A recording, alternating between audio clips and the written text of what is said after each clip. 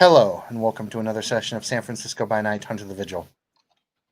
Tonight, we go to Peyroon's shop where a talk is about to happen. I'll let Peyroon take it away. What are you doing in your shop right now? So Perrin has been, since he's gone back, slowly reworking the shop, um, changing things up, um, setting things, resetting things, um, refine, refining things, basically making the shop feel more at home. It used to feel at home at one point. It used to feel like his, but ever since he got back, there's just something off about it. Something he can't get out of his head. For 3 months, someone with his face, with his memories, had been living there. The oddest end's not really his. Not anymore. At least not yet. So he has been slowly but surely changing it up, adding more of his own personality into it, trying to make it feel more him.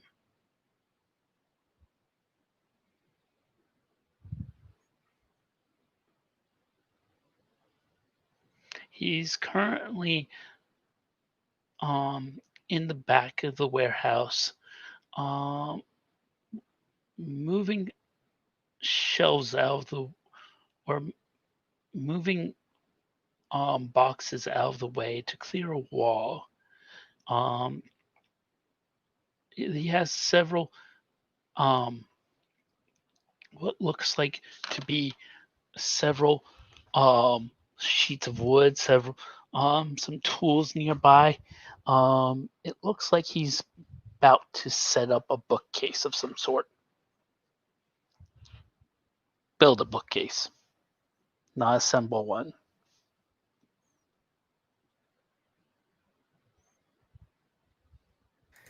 You eventually hear a knock on the back door. It's eerily reminiscent of a night very similar to what happened all those years ago for you. I freeze, my eyes slowly tracing through the back door as I slowly grab a shotgun nearby. It's loaded with very, very special bullets. Were a bitch to put in, but cold iron is still cold iron, and it's effective. I'll move slowly to the door. It's reinforced steel, but still. I'll aim it at the um door, just where a person, an average sized person's chest would be. And I'll slowly call out, "Who is it?" It's me, Xavier. Blinks. Do I recognize the voice? Yes. Do I know who Xavier is? Yeah, it's Mr. X. Yeah, I know he's Mr. X in character. Has he ever told me his name's Xavier? Yes. Mm-hmm. All right. I'll sl- I'll not put down the gun, but I'll slowly um peek through the um eye hole. It is indeed Xavier. All right. Then I'll step back, lowering the gun, and just open the door.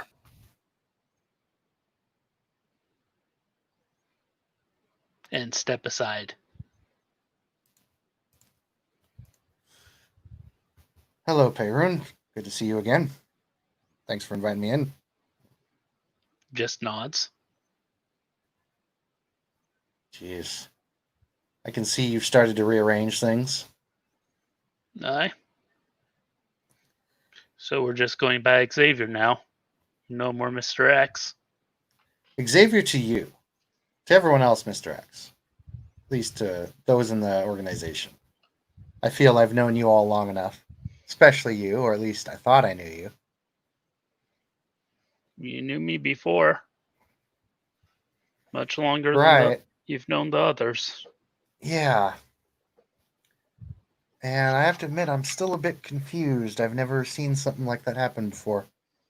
And I have seen a lot in my time.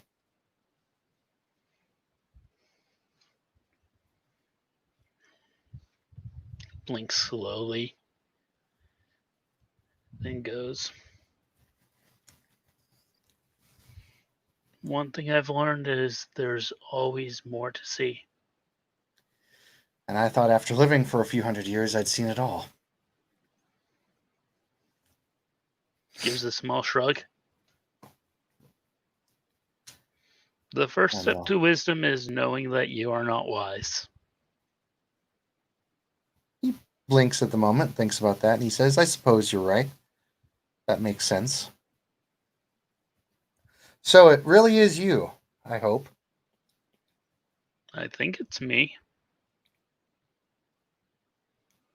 I can't be sure, but I hope it's me. Right. What was the first thing I ever said to you? Ever?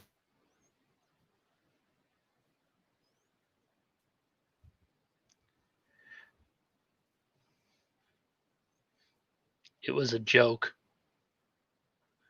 Something about the don't make cultists like they used to. That's about right. What's your favorite drink?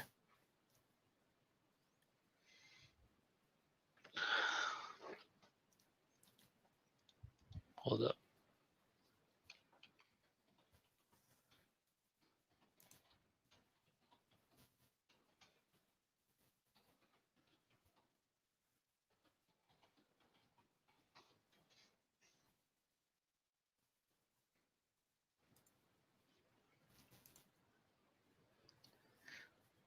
Give me 5 seconds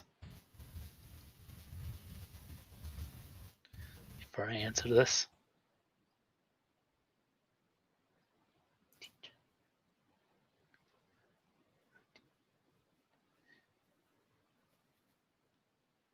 Well, I have to say I'm quite partial to um, silver tipped imperial tea. However, it's quite takes a quite a bit of hit on my bank account, if you know what I mean.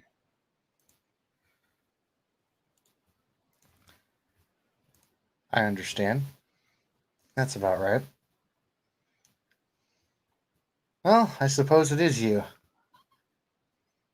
Now, do you want to tell me? I know you've told a little bit in the report, but you want to tell me what the hell actually happened? I wish I could. I barely remember it. I remember the cold. I remember the darkness. I remember an overwhelming hunger. I remember passing from one hand to another, from one scape to another. It was like a dream. You know how it is. Barely remembered parts, snatches of emotions, but nothing solid.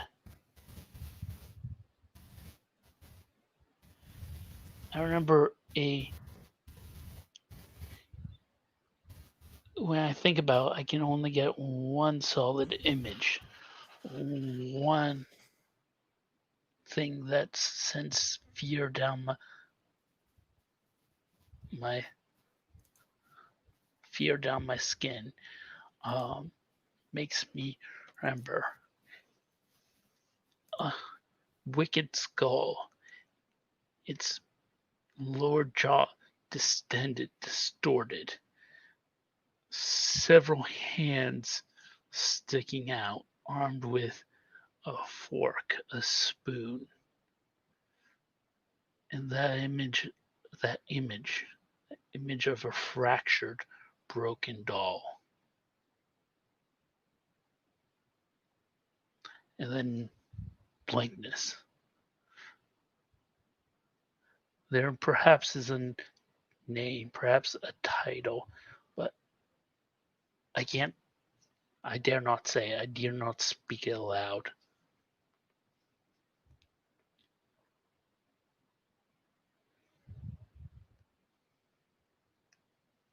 Takes a long pause. I see. Well, good to have you back. Anything I can do for you?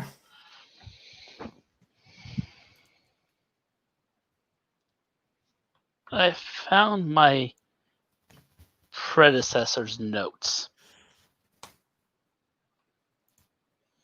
I can't find where he was storing the data. I couldn't stop the transfer of the data by the time I got back. However, going through it, he seems to have stumbled across something. According to him,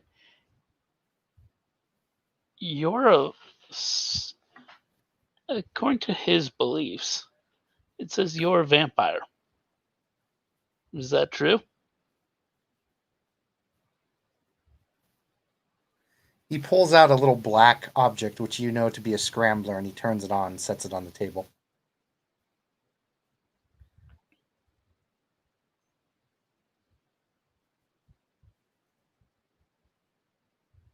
Nods, looks at it and just nods. And he says, vampires don't exist. At least not on the surface. Remember, everything's hunky-dory. This world is a perfect place. Remember that. I feel that you've been through enough, though, for me to tell you the truth. I am indeed.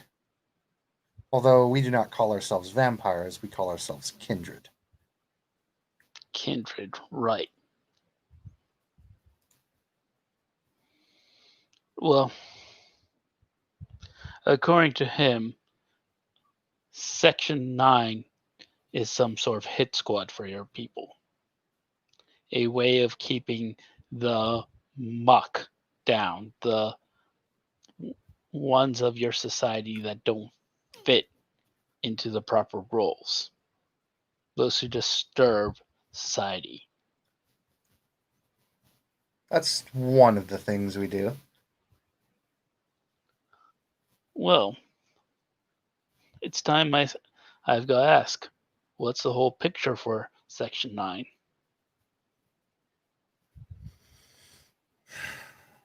I'm trying to turn it into something unique, but for right now, we are a protection, hunting, / financial organization. We deal with a lot of the dirty work. Are we for hire? Depending upon who buys us, yes. But otherwise, we're independent. Yes. Not slowly.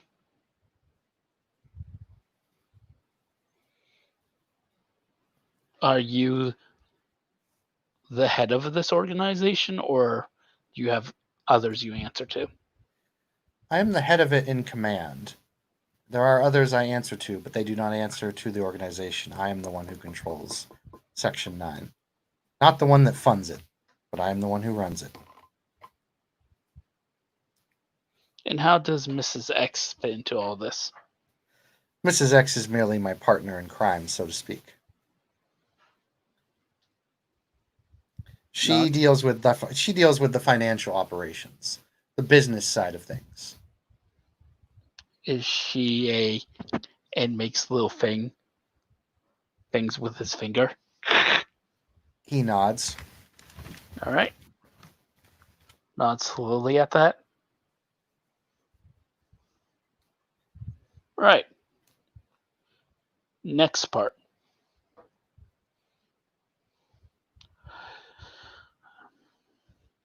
before I got abducted, there was flags being raised by some of the other members about an corporation. I'm kind of fuzzy on the name. It's been a while for me, you understand. But it was like Morgan or Margan. Big corporation here in Seattle. They had hired several of your San new Fran. hunter. Yeah, San Fran. Hired several of your staff's family members. Do you know anything about that? MODOK Security. I I know what they are on the surface. I don't know what's underneath. I know that on the surface they are a security company in computers and electronics. I know that they're one of the big five. I know that they're one of the wealthiest corporations on the West Coast.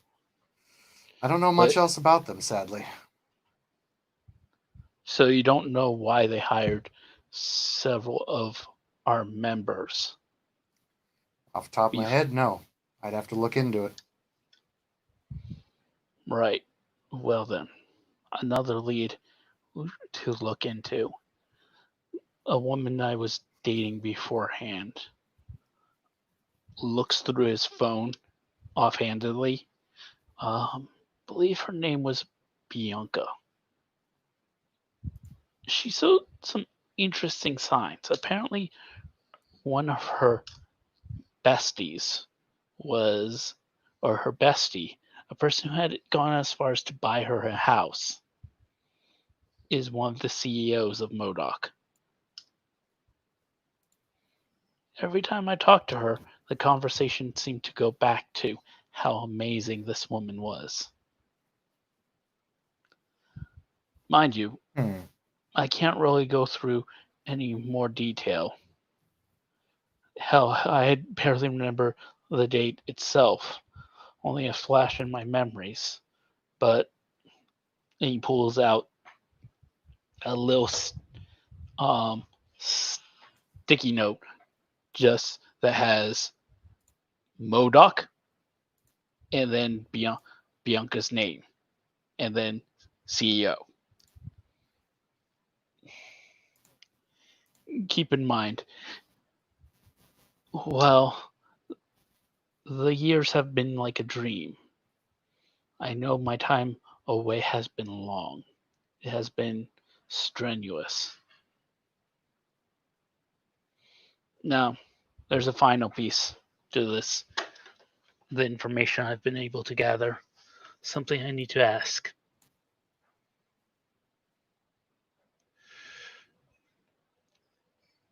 The thing that took my place wrote about something called blood bonds.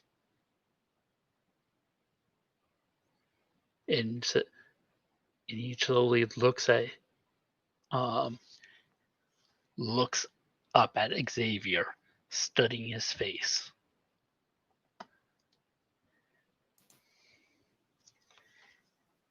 It was in the information. He says that you have tied my fellow hunters, my fellows to you some way. Through the power of your blood, you have taken their emotions, swayed them. Is this true? It is. It was for your all protection.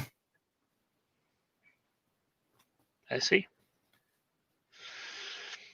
I will not be blood bonded. I will not go back into enslavement, into servitude.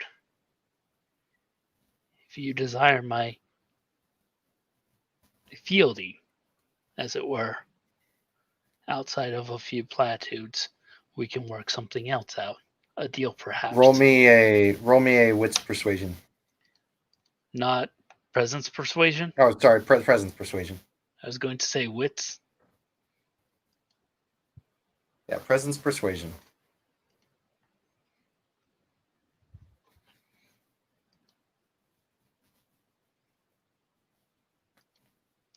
Would you call this fast talking or sales? Depending upon how you want to word it, yeah. Yeah. All right.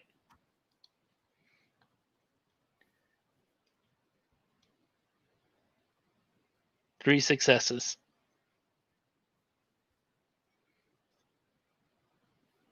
Okay, he looks at you. And he says, "Well, I suppose I could arrange something now that you're officially not you anymore, so to speak.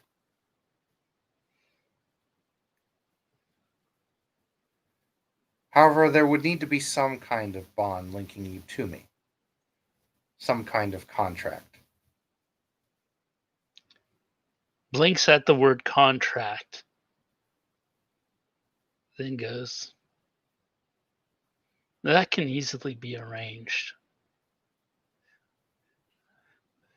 I do not know much about who I am. I do not remember much. But I remember this. Mike, what I am, who I am, it gives me certain benefits. Certain promises can be made to the weird. Gets a little confused look at when he says weird. Like, how do I know that? But then shakes his head and goes, I can make a promise that has more binding in fate than a simple contract. But is a but I have to ask, if I was to swear fealty to you, to Section 9, what would I get in return?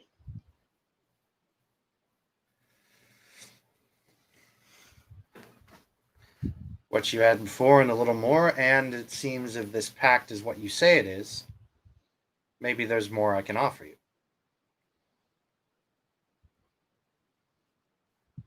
Seems to consult something in his head, think about it for a bit, and then he goes,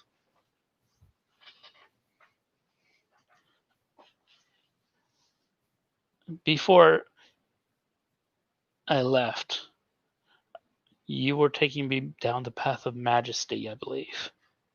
Was that not correct? Kind of raises an eyebrow and he's like, "Yeah."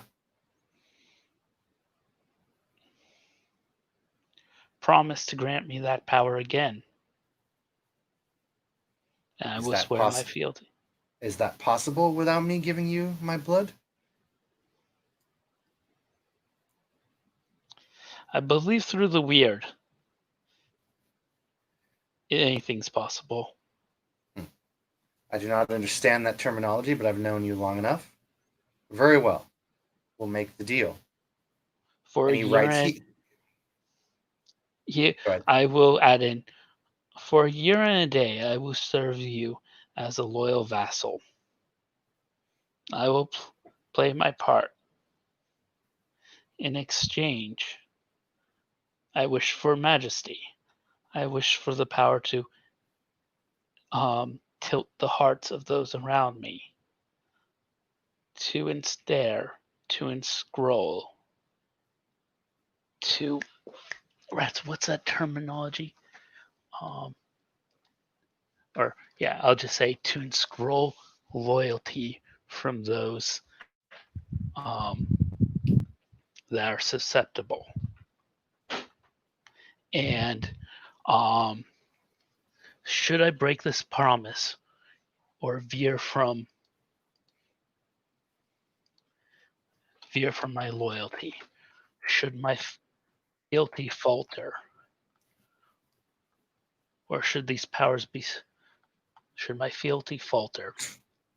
Sorry, I need to double check this. Um,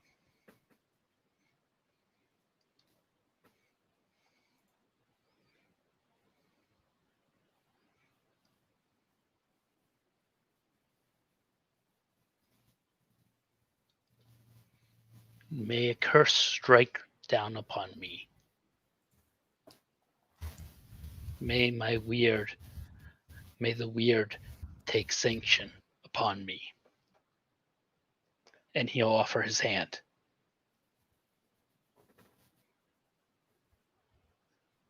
Mr. X will slice the inner part of his hand, and he will shake. Will raise an eyebrow at that as he does so and go, "You do realize you didn't have to slice your hand." However, he does lose 4 will for this. Like just willpower, not dots. Mhm. However, as he does so, I will drop my mask, and standing before him is a cloud of lightning and storm of rolling thunderheads, and the sky rising up. The smell of fresh rain grows strong up in the air as he does so. And just as quickly as it appears, it disappears back to where it came from.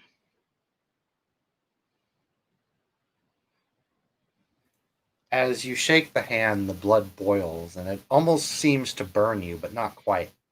And it sears, and the electricity roils, and the rain burns, and everything swirls together: fire, blood, lightning, clouds, air, just everything combines, and then finally whooshes out into a massive wave.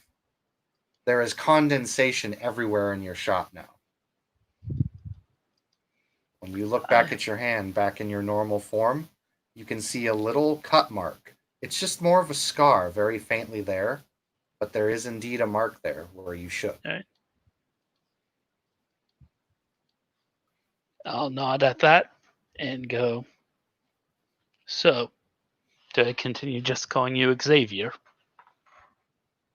You can call me Xavier in private. Elsewhere, just call me Mr. X. Nods to that.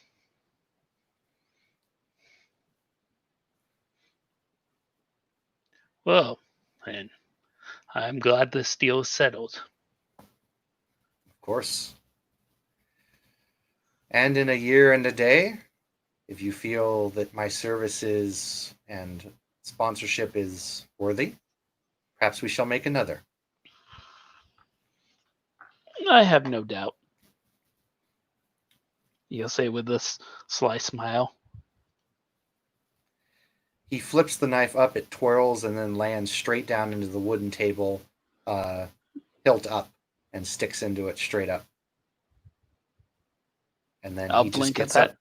And then he just gets up and leaves. All right. As he leaves, I'll look over at him and say, or as he walks out, I'll just call out, "I'll be seeing you soon, Mr. X." See you soon, I hope. And he leaves. And I'll turn and go back to my duties. All right. First of the deals is done. Mm-hmm. Thank you, players, for playing. Thank you, watchers, for watching. This has been another session in San Francisco by Night. On to the Vigil.